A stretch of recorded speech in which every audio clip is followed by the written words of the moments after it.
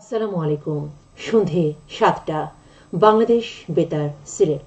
সংবাদ পড়ছি আফিফা আফরিন মিথুন। শ্রমিক মালিক গর্ব দেশ, স্মার্ট হবে বাংলাদেশ। এই প্রতিপাদ্যকে সামনে রেখে সারা দেশের মতো সিলেটেও আজ পালিত হয়েছে মহান মে দিবস, বিশ্বের শ্রমজীবী মানুষের অধিকার আদায়ের দিন।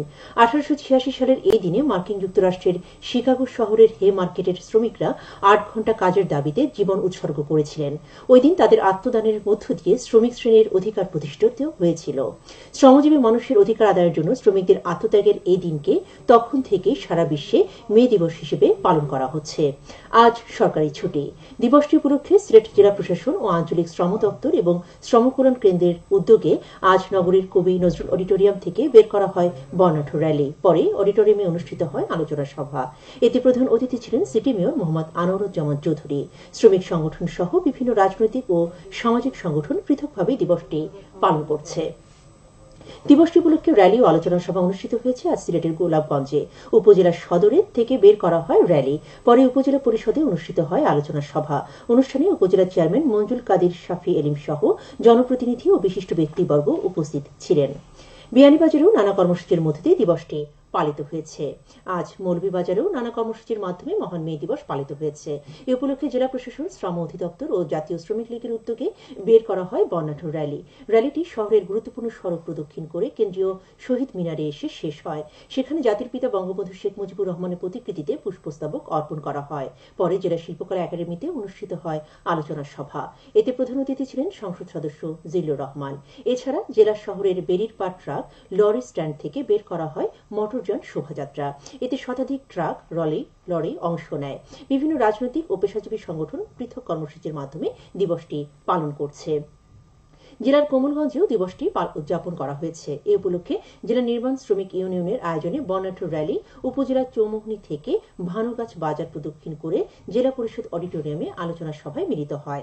এতে প্রধান অতিথি ছিলেন উপজেলা চেয়ারম্যান বীর মুক্তিযোদ্ধা অধ্যাপক মোহাম্মদ রফিকুর রহমান। দিবসটি উপলক্ষে শোভাযাত্রা ও আলোচনা সভা অনুষ্ঠিত হয়েছে জেলার শ্রীমঙ্গলেও।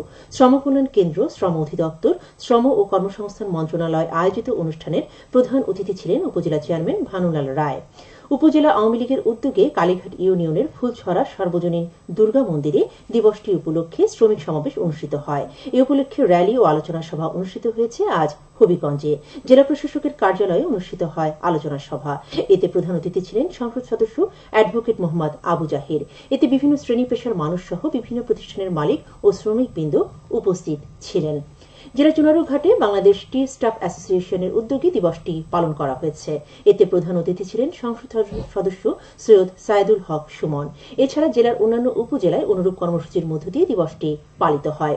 দিবসটি উপলক্ষে বাংলাদেশ বেতার, বাংলাদেশ টেলিভিশন ও বেসরকারি রেডিও ও টিভি চ্যানেলগুলো সম্প্রচার করছে বিশেষ অনুষ্ঠানমালা। জাতীয় পত্রিকাসমূহ বিশেষ প্রপত্র প্রকাশ করছে। প্রধান বিচারপতি ওবায়দুল হাসান ও attorney general M Amin Uddin একদিনের সফরে আগামী শুক্রবার মৌলভীবাজার আসছেন। ওই দিন জেলা শিল্পকলা একাডেমি হল রুমে নাগরিক সংবর্ধনায় প্রধান অতিথি হিসেবে উপস্থিত থাকবেন প্রধান বিচারপতি ওবায়দুল হাসান। এতে বিশেষ অতিথি হিসেবে উপস্থিত থাকবেন attorney general M Amin Uddin. Moulvibazar পৌরসভা এর আয়োজন করেছে। সিলেটের বিয়ানীবাজারে শ্রীধরা ত্রিমুখী বাজারে শেড নির্মাণ কাজ শুরু হয়েছে। আজ এ কাজের উদ্বোধন করেন পৌরসভার ভারপ্রাপ্ত মেয়র সাইফুল আলম জুনু। এ সময় পৌরসভার কাউন্সিলরবৃন্দ, প্রশাসনের কর্মকর্তা ও এলাকার বিপুল সংখ্যক লোক উপস্থিত ছিলেন। মৎস্য ও প্রাণী সম্পদ অধিদপ্তরের আওতায়ও বিয়ানীবাজার পৌরসভার তত্ত্বাবধানে এই প্রকল্প বাস্তবায়নে ব্যয় হচ্ছে প্রায় 1.5 কোটি টাকা। এদিকে সিলেটের গোলাপগঞ্জ উপজেলার নূরজাহানপুর কালীকৃষ্ণপুর রাস্তায় ইট সলিং বসানোর কাজ দ্রুত এগিয়ে চলছে। এ পর্যন্ত 70% কাজ শেষ হয়েছে। উপজেলা প্রকল্প অফিসের তত্ত্বাবধানে এতে ব্যয় হচ্ছে প্রায় 88 লাখ টাকা।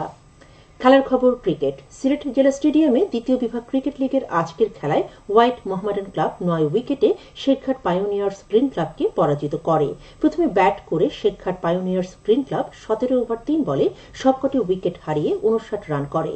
জবাবে হোয়াইট মোহামেডান ক্লাব 7 ওভার 4 বলে 1 উইকেট হারিয়ে জয়ের লক্ষ্যে পৌঁছে যায়।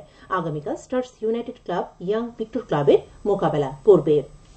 ফুটবল সিলেটের জকিগঞ্জ উপজেলার Ganipur Kamal school and college মাঠে কলেজ ফুটবল টুর্নামেন্টের প্রথম কোয়ার্টার ফাইনালে ইউএসবিডি একাডেমি কালীগঞ্জ জয়লাভ করেছে। আজ তারা 1-0 গোলে 11 স্টার হাসিতলা একাদশকে পরাজিত করে।